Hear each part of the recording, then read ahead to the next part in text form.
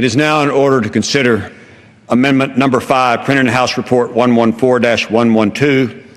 For what purpose does the gentleman from Alabama seek recognition? I have an amendment at the desk. Clerk will designate the amendment. Amendment number 5, printed in House Report number 114-112, offered by Mr. Brooks of Alabama.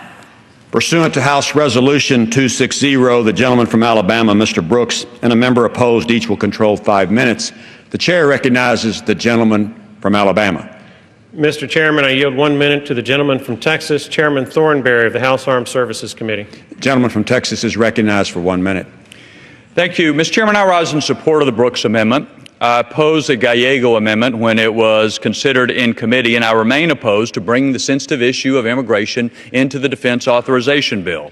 There are members on both sides of the aisle with a variety of positions when it comes to immigration, but a Defense Authorization Act is not the appropriate time or place to have this debate. Remember, the Gallego language does not change any law. It is a sense of Congress. The Secretary should review existing authorities. So a sensitive debate where there can be no result that changes anything only distracts from the essential provisions in this bill that do matter to our troops and our nation's security. I noticed that the chairman of the Senate Armed Services Committee has said publicly we're not going to do anything on immigration in the NDAA. That's my view as well. And therefore, Mr. Chairman, I support the Brooks Amendment to remove this provision now so that we can better focus on the things that are essential for our troops and our security. I yield back. And the chair recognizes the gentleman from Alabama, Mr. Brooks. Mr. Chairman, I yield 1 minute to the gentleman from Virginia, Chairman Goodlatte of the Judiciary Committee. The gentleman from Virginia is recognized for 1 minute. I thank the gentleman for yielding, and I support his amendment. The House should not take action to legitimize the President's unconstitutional overreach regarding immigration, especially that of creating a program to defer removal for an entire class of hundreds of thousands of unlawful aliens. The gentleman's amendment is necessary to preserve the Congress's constitutionally guaranteed plenary power over immigration law and policy. Whether and how to deal with unlawful aliens brought to the U.S. as minors by their parents is a question that we should debate thoroughly.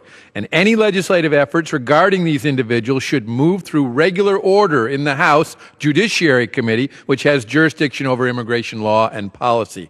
Legitimate concerns must be considered when discussing this issue, not the least of which is whether the parents who brought the minor to the U.S. illegally should be able to ultimately benefit from the illegal activity by becoming permanent residents based on the legal status of the minor they brought here illegally in the first place. As the policy currently stands, that will happen if any deferred action for childhood arrivals recipient enlists in the military. I urge my colleagues to support this amendment. The gentleman from Alabama is recognized. Mr. Chairman, I yield 1 minute to the gentleman from Texas, Chairman Smith of the Science, Space, and Technology Committee. The gentleman from Texas, Mr. Smith, is recognized for 1 minute. Mr. Chairman, I thank my friend from Alabama for yielding me time, and I support his amendment. The House already has voted against the President's executive amnesty several times. The language this amendment seeks to strike would legitimize the President's unlawful immigration actions, which violate Congress's constitutional authority over immigration policy. Serving in our military forces and defending our country should be a privilege reserved for those who are citizens and legal U.S. residents. I hope my colleagues will support this amendment and tell the President no more unlawful actions on immigration. Mr. Chairman, I'll yield back my time. The gentleman from Alabama is recognized. Thank you, Mr. Speaker.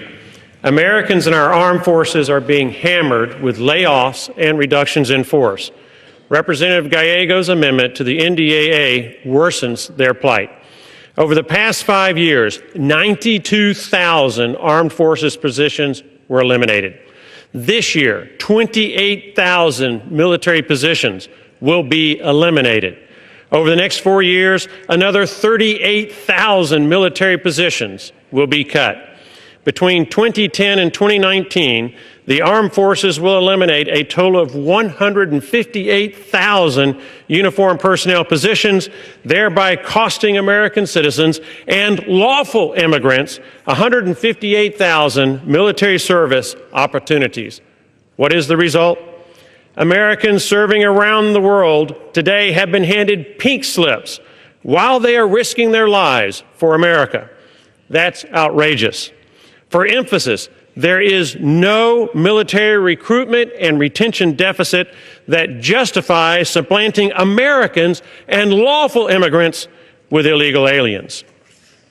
In 2014, every branch of the military, the Army, the Navy, the Air Force, the Marines, met their recruiting and retention requirements while turning away thousands of highly qualified Americans and lawful immigrants. Each year, there are a limited number of enlistment opportunities. Each time Gallego's amendment helps an illegal alien enlist, an American or lawful immigrant loses an enlistment opportunity. The ratio is 1 to 1, period. That is the math.